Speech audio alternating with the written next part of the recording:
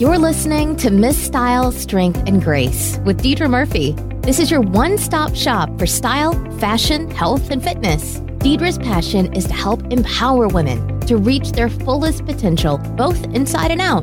Deidra and her guests will be discussing how to develop your style, health, and lifestyle hacks to energize your day and inspire you to keep reaching higher levels of success. Deidra is a professional fashion stylist, health guru, and Mrs. Washington 2017. It's time to get open and honest with Deidra.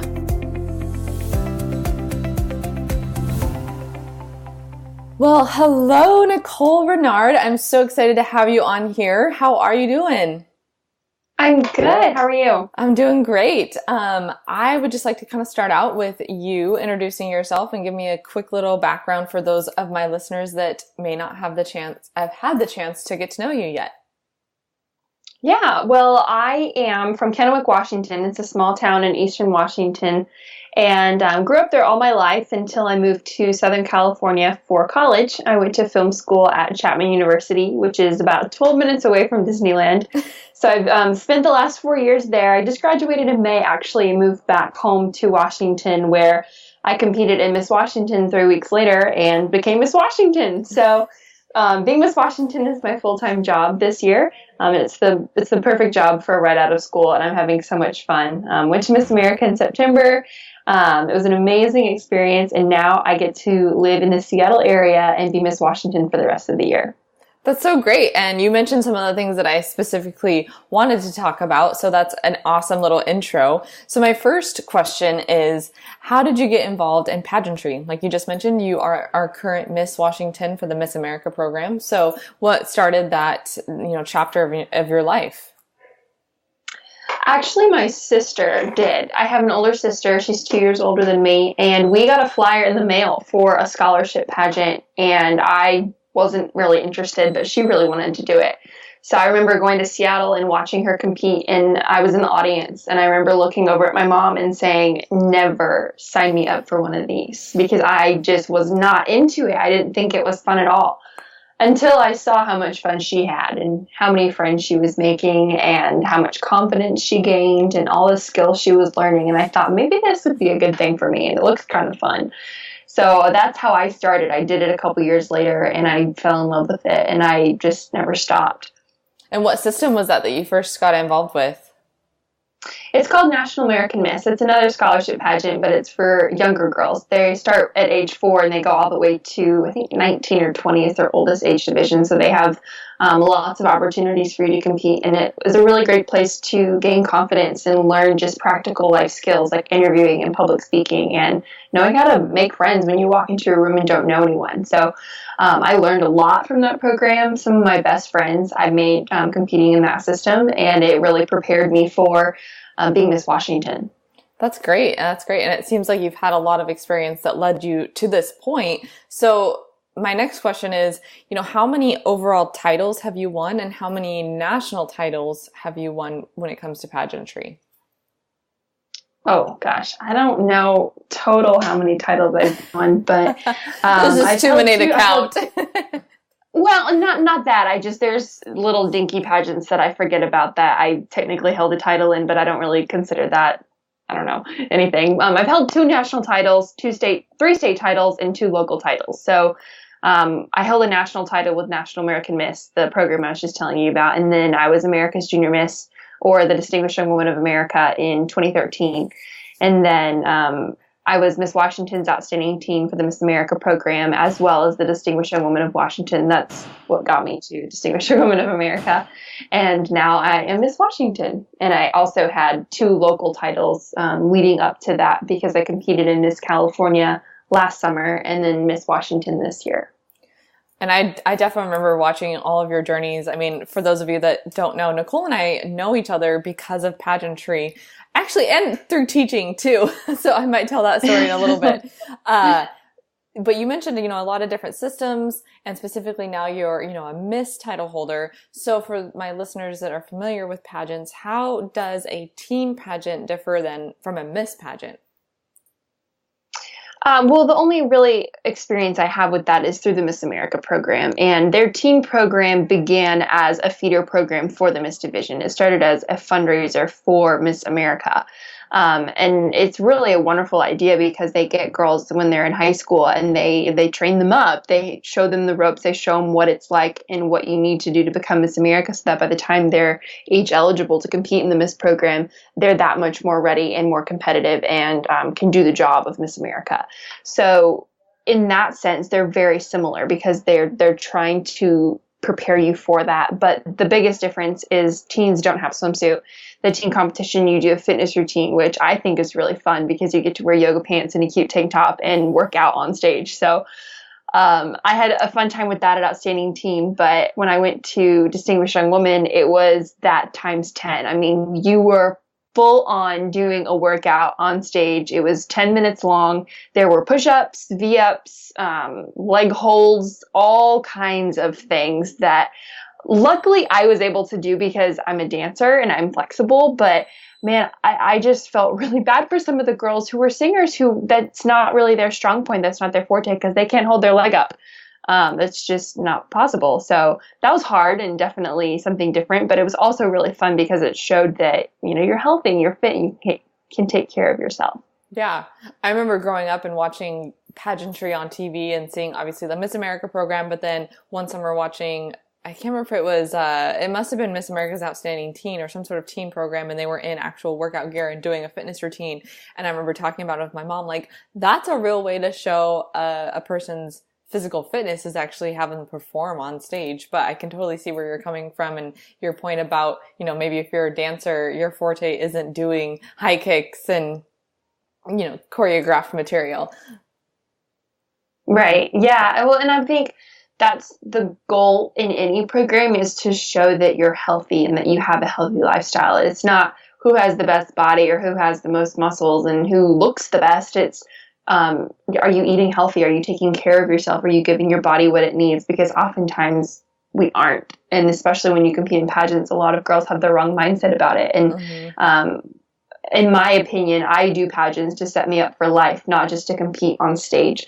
I think it goes beyond the crown. I think it goes beyond that one night event of the pageant itself, but it's really preparing you for life and giving you tools that are going to help you be successful and win at life. And starving yourself for 3 months and not eating anything but ice cubes and lettuce isn't going to work for long term for life.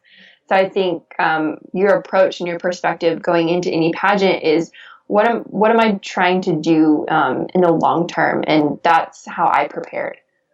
That actually is a perfect segue into some of the questions that we both mentioned we wanted to touch on. You know, as my podcast title kind of suggests, you know, I talk about style, strength, and grace. And I think, you know, pageantry, fashion, and then obviously healthy living, like, encompasses all of that. And so you just mentioned, you know, having a healthy mindset while you're prepping for a pageant. So what are some of the, you know, healthy ways that you specifically prepped for Miss America and, you know, did it in a way that was not only fueling your system, but setting you up for success? Yeah, well, I think it's good to just keep it in perspective. As much as pageants are so much fun and that we want to win and we want it all to go the way we plan, when you zoom out and look at it from a bigger perspective, you realize that it's just a pageant. It's not worth getting all wrapped up in. It's not worth killing yourself over and going to crazy extremes to look a certain way when everyone's probability of winning is pretty small. And I don't say that to be negative, but I had a 2% chance of winning Miss America. I wanted to be Miss America, and I knew I could have done the job, but I wasn't going to put myself in a situation that if I didn't win, I was going to be in this really bad state. So like I was saying before, I wanted to prepare in a way that I knew is maintainable for me so that after the pageant, I could just keep going along doing what I was already doing. I think a lot of times girls, when they prepare for pageants, they go on these crazy diets and these workout plans where they're in the gym for hours on end, and that is not what they do on a normal day. I mean, they're doing that specifically for the pageant. So once the pageant is over, they get off of that track and all of a sudden they find themselves 50 to 100 or however much weight that they've gained because they can't maintain that that type of rigorous workout and diet plan. And so I wanted something that I could continue to do that was maintainable, that was normal, that I enjoyed. It was really sustainable. So that after the pageant, I could sustain that and I could still be healthy. And I think that that's a huge part of it, because as Miss America or as any title holder, just as a person in general, you have to be able to take care of yourself or you can't do your job. It doesn't matter if your job is Miss America or if your job is a doctor or a teacher. Like, you have to take care of yourself in order to perform at your 100% best. And I wanted to make sure that I was eating foods that gave me the energy and gave me the ability to perform that way. So I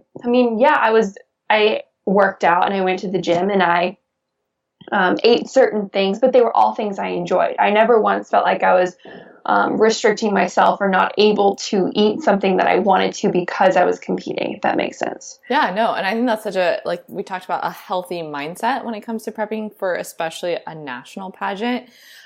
What was maybe one of the things that you enjoyed eating that was still kind of on your healthy, sustainable plan, but you were like, I look forward to this and I know it's fueling my body in a really healthy way? Was there anything like recipe-wise that you loved? There's so many things. I'm a pastry chef, so I bake all the time. So I have enjoyed recently finding ways to bake what I like in a healthier way. I actually just made these chocolate peppermint cookies today that have 6 carbs in them. It's literally like 4 ingredients, and it tastes like Christmas. It's amazing. It's just like cocoa powdered pumpkin, almond butter, and then these Ghirardelli peppermint chunks. And then you bake them, and boom, you have cookies. So I think there are ways to eat and still have your treats and to do them in a healthy way so that you can still have your desserts. And I love experimenting like that all the time. I have nut butters are my favorite thing. I love almond butter, peanut butter, any kind of butter. So I mix those in oatmeal, or I put them in smoothies, or I drizzle them on top of yogurt, like whatever it is. I just like to make it creative and fun so that I don't feel like I'm missing out. Yeah. And I can totally relate. I was also prepping for a national pageant this summer, and people are always shocked to find out that I ate chocolate every single night. Like, I didn't deprive myself of chocolate. Now, granted, I wasn't eating the whole bar of it, but I made sure that I was able to like fit it in my day. So it kind of sounds like that was similar for you, whether it was like almond butter or some sort of like healthy treat at the end of the day or during the day to help kind of reward yourself for all the hard work you were already doing. Yeah, absolutely. And I always watch your Instagram stories, and I loved seeing like all the little healthy, bowls that you would concoct, whether it was like an acai bowl or, a granola or an oatmeal bowl. I'm like, oh, that looks so yummy. And then your presentation is always really great too. So Thank you. So I love following you on social. I actually just made one today, and I took a picture of it, and it turned out really good. So I can't wait to post that. Nice. So if you were to give one piece of advice for other women competing in a pageant, what would be the biggest, biggest tip or piece of advice that you would share? Don't find joy or happiness or identity in the crown, because you are more than a title. That does not define you as a person. The outcome of the pageant does not determine your potential for the future. There's a lot that can be gained from pageants, but there's also a lot that can hurt you if you go into it with the wrong mindset and the wrong perspective. And I think for many years I competed with that wrong perspective, and I thought that the outcome and the results of the pageant defined who I was as a person. That's a really hard way to live, but the truth is that it doesn't, and that you still have worth and value regardless of what crown you have on your head or what the title on your banner says, because our value and purpose as humans goes far beyond what any title could ever tell us we are. That's really profound. And I've never actually heard you open up about, doing pageants kind of for the wrong reason. Can you share a little bit more about that? Yeah. Well, I think when you're little, especially because I started so young, it's easy to get caught up in the glamour of it. The big crowds, the sparkly banners, wearing the pretty dresses, and you see everything that comes with being a winner. You get the photo shoots, you get to travel. Everyone thinks you're famous, and you get to travel around and make all these friends, and you're the cool one because you're the queen. So as a little girl, that's what motivated me. I wanted to win, and I thought that if I could win, then I'll have a lot of friends. because growing up, I didn't really have a lot of friends. And I thought, well, maybe if I win this title, then people will think I'm valuable. They'll think I'm worthy. And then they'll want to be my friend because I'm this national title holder. And yeah, I became a national title holder when I was in 8th grade. And it was the greatest thing that probably has ever happened to me at that time. But it didn't fill that void in my heart. It didn't make me feel any better about myself. It didn't get me more friends. Even though it was a wonderful experience and I grew so much and so many opportunities came because of it, it didn't fill that hole that I thought it would fill. And I always thought it would. So I just kept competing, thinking that another title will do it. If I just keep racking up the crown, that's what's going to happen. And time again, it never filled that hole. And that's when I had to take a step back and realize that my identity and my worth and value is not found in those things. And I should have a different reason for competing because it's so much bigger than myself. If you're only competing for a title and for a crown, then I strongly recommend you reconsider why you're competing because especially the Miss America program, it's about so much more than you. And if it's not, then you're going to have a really long, hard year. Mm-hmm. Especially if you do it for the wrong reasons and you end up winning. Like you just said, you're going to have a really hard year, especially when the 4 points of that particular system are, number one, service, scholarship, success, and style. But number one, I think at the heart of that program is service. And people really, a lot of people that aren't involved in pageants don't necessarily know how much pageant title holders really give back and want to be a part of their community. Actually that kind of opens me up to a new topic, but talking about being involved in community and being a title holder for good, what is your platform and how do you spread it throughout Washington State? My platform is called You Are Enough, Developing a Positive Body Image. And it's exactly what I just shared. It's going around the state of Washington and actually wherever I travel and just encouraging people, especially young girls, that their worth and value is not defined by their physical appearance. And it's not defined by what they achieve in life or what they don't achieve in life, but their identity and who they are as a person, their purpose is found in the fact that they're humans and that they're created with purpose. And anything else that happens outside of that is independent of that. So you're going to succeed in life and you're going to fail in life. And both of those things are fine. But that at the end of the day, that doesn't define who you are. And once you understand that, automatically your body image is going to increase. You're going to have a more positive body image because you're going to look at yourself in the mirror and know that you are the way you're meant to be today, the way you are now, and that's enough. You don't have to try to be anything else to prove yourself to other people or to gain a certain thing because your worth and value is already there.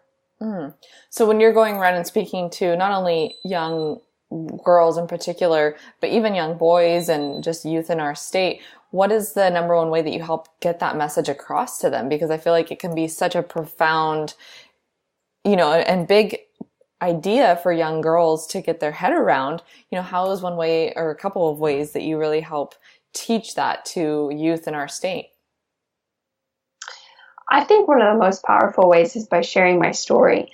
Because I grew up and I didn't have a lot of friends and I had a really low confidence. I had low self-esteem and I had a very negative body image. And so when they can see someone like me, someone who's Miss Washington, open up and be vulnerable about a time when they were weak and when they didn't have it all together and share their struggles, I think it makes me a little more real. And it shows them that you can still struggle with things and still be successful. You don't have to have it all together because I'm not perfect. And obviously none of us are. So I think once you get over that and you realize that it's okay to fail, it's okay to mess up, it's okay to make mistakes, then you can just kind of breathe easy and take that burden off your shoulders and move on with what you want to do and continue to set goals and dream big. That's so great. I love that. And I love hearing that you're going around and sharing that with, youth in our state, especially, over with I forget what school district it is, but I know as Miss Washington, you get to partner with ESD, I don't know. 113. 113. There you go. See, you knew the number. and that's fantastic. And I learned the same thing too, that, by opening up and being raw and real, like that's how people learn to connect with you and trust you. So that's wonderful.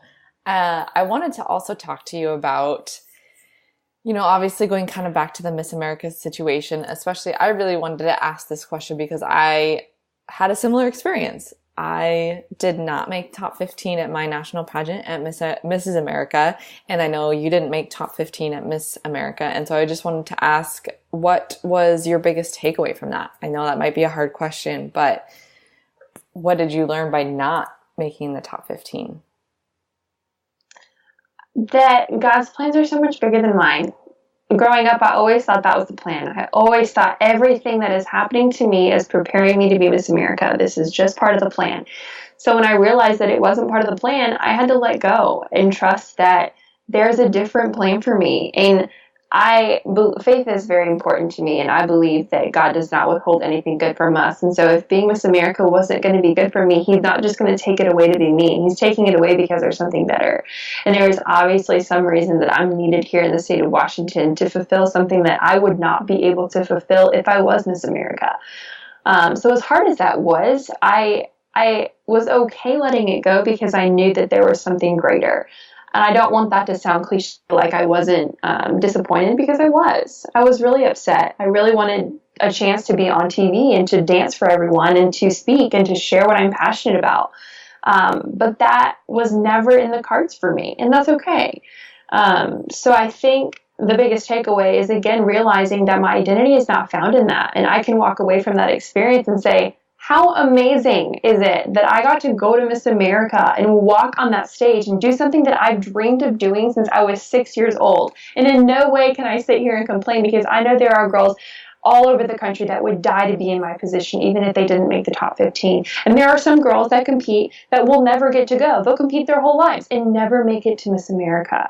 So I was just grateful and so excited to have even been able to go and walk on the stage, and also to realize that my goal was always to become Miss America 2018, and I really feel like I did become Miss America. I've always said this, but I don't think you need a crown and banner to be Miss America. I think it's a lifestyle. And I think it's something that you choose to be every single day when you wake up, in your attitude, in how you treat people, in how you live your life. I can go throughout the state of Washington and I can appear at all my appearances as Miss Washington, and I can act like Miss America. I can be Miss America to that little girl. I can be Miss America to the little boy. I don't necessarily need the crown and banner to say it. It's more of a spirit and who you are as a person. Oh, yeah, that's so true. And I think, especially like you just said, if you go to an appearance and you are there in your Miss Washington crown and sash, you know, to that little kindergartner, that's what they see. And they see you as Miss America. You know, they're not looking at you like, oh, you're just Miss Washington. No, they're going to look up to you no matter what. Mm-hmm. And I think that's fabulous. And I actually, you know, I admire you so much, because I tried I only competed at Miss Washington once, but I tried to get to the Miss America stage and I never made it either. So, you know, I think that's such a positive way to look at it, as far as seeing it as, you know, if that wasn't what God planned for you, then that's okay. And that's such a positive way to look at it. Is there anything, you know, as you look back, that you would have done differently at nationals, or are you really content with how everything played out? I am, honestly, and I don't want that to sound corny either, but there was nothing I could have changed. Everything I did on stage was to the best of my ability. There was a little mishap during my talent, but it wasn't something that was my fault. It was a costume malfunction, but even that was hopefully so small. No, like Janet Jackson wardrobe malfunction. No, not that. But it wasn't my fault, and if that little thing was the one reason why I didn't become Miss America or wasn't made in the top 15, like, that's just ridiculous. There's absolutely no way that was even a thing, because I could have easily fixed it the next time I would have performed. And I was going to if I made the top 10, but I didn't, so that's a bummer. But it's okay, because it wasn't my fault, and that's just what happened. So I enjoyed every single minute of it, and I did the very best I could, even the parts that weren't on stage. I mean, during the week and in rehearsals, I was never tired. I always tried to have energy and a positive attitude, because I knew that it would go by so quickly and I wouldn't get those hours back with those girls, with the people at Miss America. Oh yeah. That's so true. You never get a chance to like go back and make those connections. Like at my week at Mrs. America, I just tried to make sure I was really present and mindful of everything that I was doing and making those friendships, because that's what I knew I was going to take away in the long run, whether I won or not. You know, I'm sure it was the same thing for you, that you made best friends with girlfriends that are going to be there for the rest of your life. And if you wouldn't have, you know, opened up to them, then you wouldn't have made those relationships. Right. Like I noticed you got to go down to California with Miss California and you guys did a bunch of stuff. What were some of the things you did? Yeah. Well, we actually, so it was around Halloween time, and they have this old abandoned cruise ship called the Queen Mary, and they I've been on make it it into oh my gosh, it's so crazy. They make it a haunted house. It's called Dark Harbor at the Queen Mary, and it's this like maze that you walk through, and they scare you, and it's actually really creepy. But I got to go to that with her for the VIP black carpet premiere.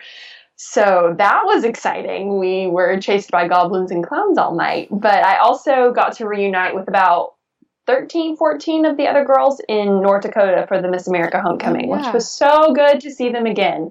And I'm in the process right now of planning our first official reunion to New York City over New Year's Eve. So there's 14 of us going, which is going to be absolutely insane, but I'm so excited. Plus you'll get to go down to, I'm guessing, to Times Square for like the ball dropping and all of that, or?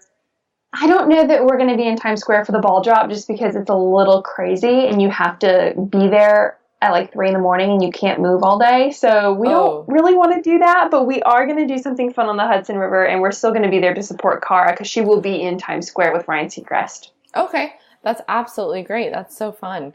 And it sounds like you also made a good connection with Cara, who became our Miss America, and she's from South Dakota, correct? Or was it North Dakota? North Dakota. North Dakota. I always get them confused, you know.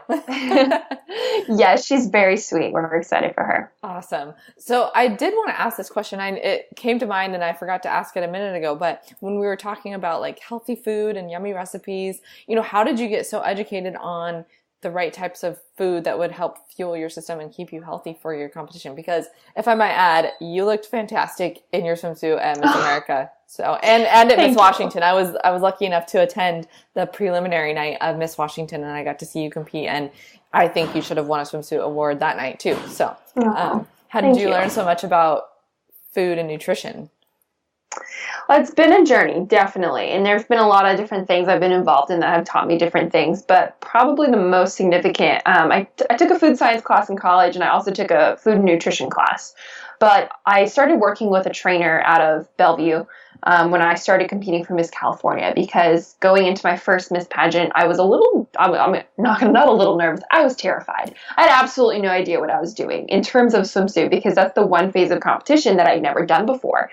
And I'd heard the horror stories of the girls that compete and how they do all these crazy things. And I just wanted to make sure that I was doing something that was good for my body, that I didn't hurt myself, and that I prepared in a healthy way that I could maintain.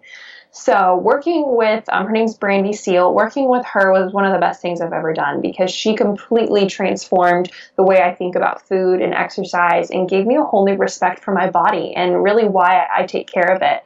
I think something that probably everyone struggles with at one point or another is just overeating and eating desserts all the time or whatever it is. We all have some issue with food and exercise and our relationship with that. And I do too. I still do. But she helped me find a balance, and she helped me learn why you eat certain foods and what kinds of foods you need. And you don't have to cut carbs completely out of your diet, but it's all about nutrient timing and when you eat them, because all my life I've always thought carbs are bad. You know, you don't eat carbs. You have to cut them all out if you want to lose weight. And really, for me, I do better on a higher carb diet. It's just about when you eat the carbs. Mm-hmm. Yeah, like use them to like fuel your workout or... Exactly. And I always thought, well, I can never have rice, never have bread, never have fruit or potatoes again in my whole life because they're bad. But that's not true. I mean, I eat sweet potatoes all the time. I have oatmeal every morning for breakfast. I have fruit after my workout. I mean, there are certain ways that you can do it. Obviously, you're not eating the whole farm, but you're gonna have your portions, and you're gonna have balanced meals and foods in each meal throughout the day. So absolutely. That's been really cool. Did you do like, sorry, go ahead. No, go ahead. I was just going to ask, did you do monitoring your macros and like tracking your macros and that kind of thing? Is that what she had you do to learn more about your ways to lean out? Yeah. So she would give me a rundown of what we would do for the week, and she would tell me what my macros would be, and every week we'd switch them up just a little bit so that my body would respond to the change. But she would always give me a meal plan with all the meals already out there, but she'd also give me the number. So if I had her meal plan and I decided, well, I don't really want chicken tonight, I'm kind of sick of it, well, I knew that I needed 20 grams of protein in that meal, so I could just swap it out for 20 grams of protein in fish or beef or whatever it was. I just had to stay within those numbers. So that was nice because I had a plan, but if I felt like I didn't really want to follow the plan, I could do my own thing and just make sure that everything fell into the right place. And some going flexibility. forward, now that I'm not necessarily training for a pageant, but I'm just trying to have like a healthy lifestyle for life, I'm still doing something similar to that. So I know what my macros are, and I can eat whatever I want as long as it all falls within the numbers I have for the day, which is actually pretty fun because now I get to experiment with different recipes and not be so restricted and limited in what I'm eating, but still figure out a way to get the right amount of protein and eat the right amount of foods and fill myself with whole nutrient-dense foods, which is the whole point anyway. Yeah. No, I think that's fantastic. And for those that are listening that don't really know what macros are, they're the biggest macro ingredients in our food. So it's carbs, proteins, and fats, and how many grams of each one you're getting. And I did the same thing, with my training over the summer for Mrs. America, and, making sure that I could have essentially whatever I wanted as long as it fit my macros. So if I really wanted to have beef at dinner, if I really was craving like a steak, I just could make sure that it fit my grams of protein and my grams of fat and everything else for my allotted day. And it made my life so much easier if I knew, we were eating out or whatever. And I'm sure for you, it was a similar situation. It just kind of makes life a little more livable when you're in a prep mode. So I wanted to kind of switch gears. We talked about pageants. We've talked about health and fitness and nutrition. And I wanted to talk a little bit about style because that's where my heart is always at, is like fashion and style. And when you were actually a local title holder in California, I was able to kind of virtually style you for some photo shoots down there. So when it comes to like style and fashion, what is something that you actually struggle with? All of it. That's why I called you. No, I say that with a grain of salt. I used to really struggle with fashion and not know anything, and I have learned more, but it's definitely not my strong point. It's not something that I'm super into. If I could, I'd wear yoga pants and a cute tank top every day. And it's funny because that's usually what I wear if I'm not at an event where I have to look nice. So when I go places and see people, they always say, "Oh, did you just go to the gym?" And usually I just, no, this is just what I wear. But you have some really cute yoga clothes though. Like I've seen some of the posts you do and like those great, matching sports bra and yoga pants. I'm like, oh, if I had yoga pants like that, I'd totally rock those. Yeah. See, I love it. I love the fun, colorful ones, but I have enjoyed learning different things about fashion and style and watching some of my other, all the different state title holders. I follow them all on Instagram, so it's fun to see what outfits they have and trying to figure out what I can do. And it's nice to be here in Washington now where I can actually wear sweaters and scarves and boots. In California, you had two options, tank top and shorts. That's all you had. Yeah. So now that I'm back here, I can play a little bit more and experiment with my style. And actually layer and try different things out.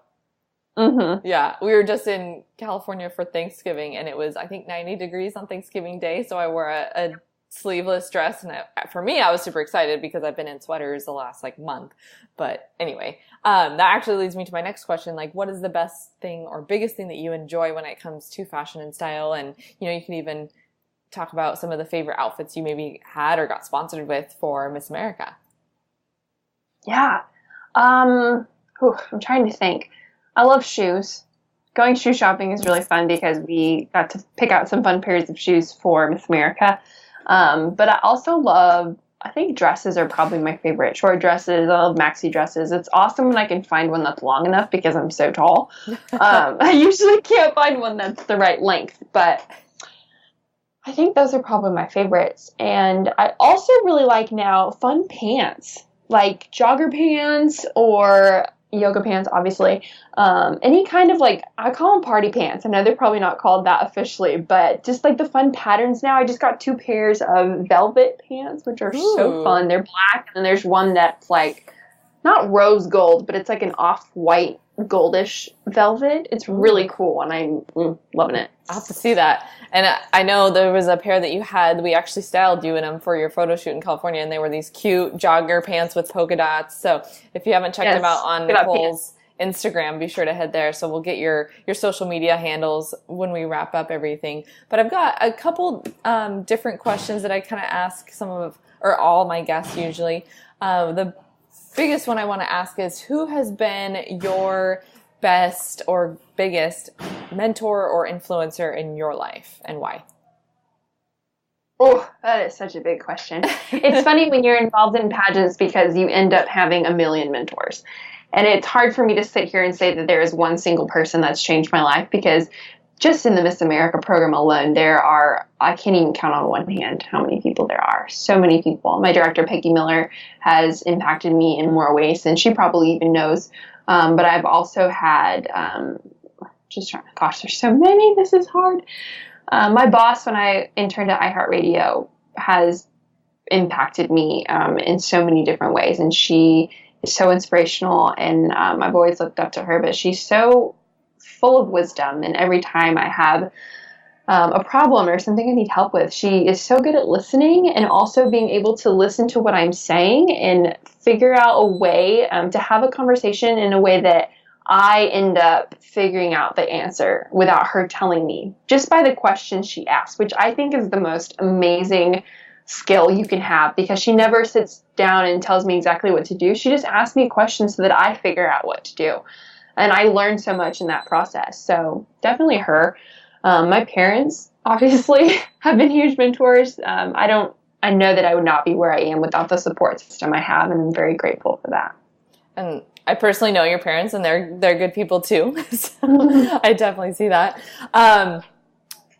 What are your top 3 core values? Like, if you had to narrow it down to 3 words that, whenever it comes to something that you're deciding to do, for your business or for, pageants or anything like that, what are the things that anything has to align with?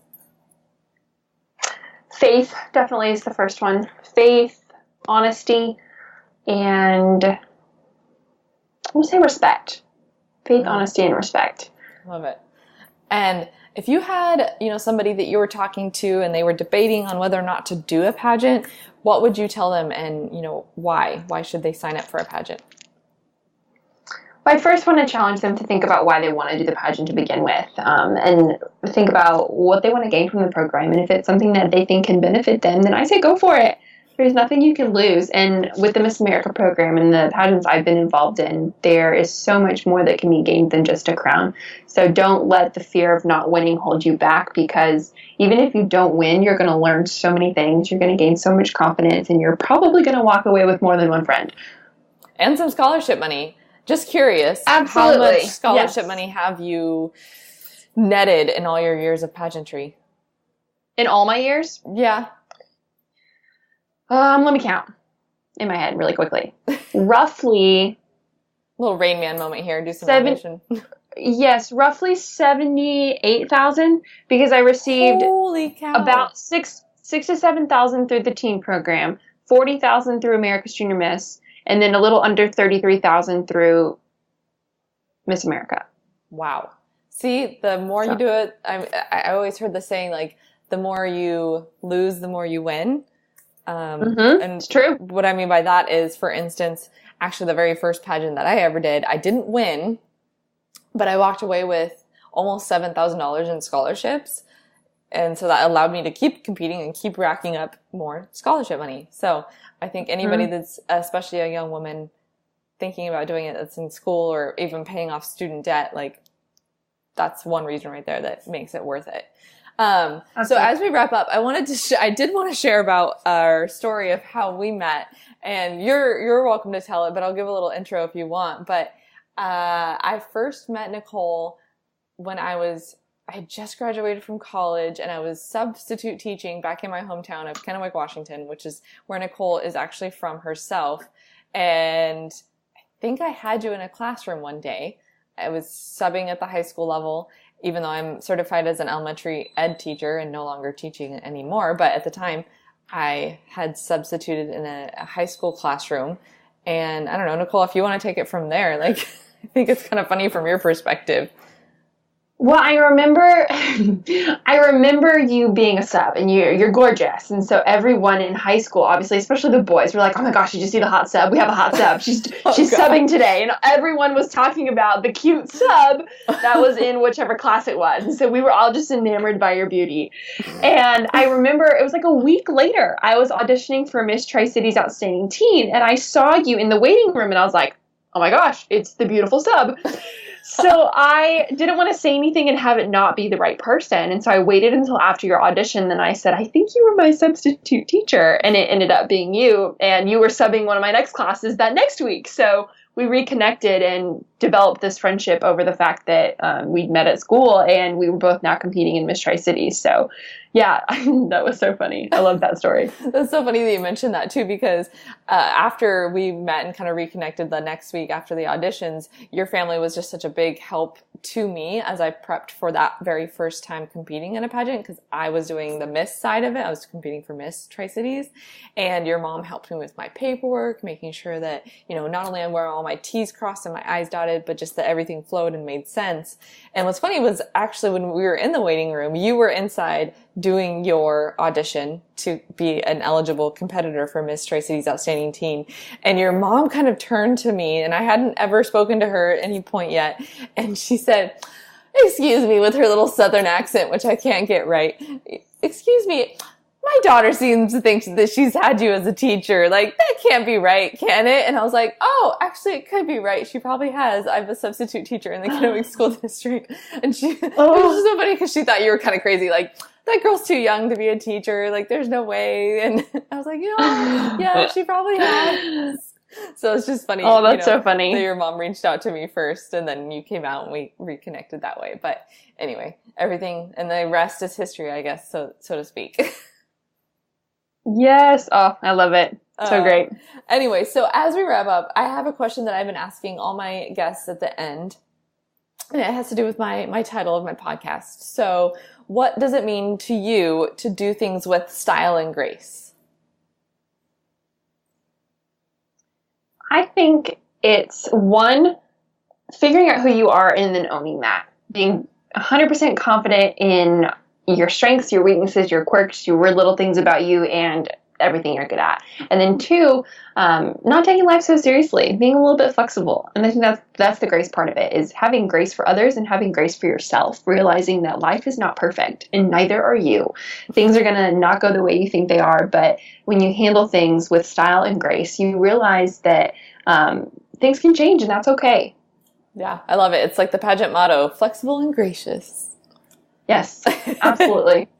Well, thank you again so much, Nicole, for letting me interview you and taking time out of your already busy schedule to meet with me over this podcast interview. So I just appreciate it. So will you be willing to tell my listeners where they can find you and follow you on all of your social media platforms? Yes. So my official Miss Washington accounts are all at Miss America WA, W-A, across all platforms. It's the same handle. And then my personal account, which is all the food and the travel, is at Nicole_the Nomad. Okay. So follow me there. And on my personal Instagram, there's a link to my blog where you can find all of the detailed posts about recipes and traveling and inspiration and anything like that. Okay, perfect. I'm going to have to head there and find your peppermint cookie recipe. So I'm super excited about that. Yes. All right. Well, again, thank you, Nicole. And I hope you have a great rest of your night. Hey ladies, thanks for listening, and we hope you enjoyed today's episode. To help empower more women, please be a doll and rate, review, and subscribe to this podcast. For show notes and other free resources we mentioned today, go to stylebydeidra.com.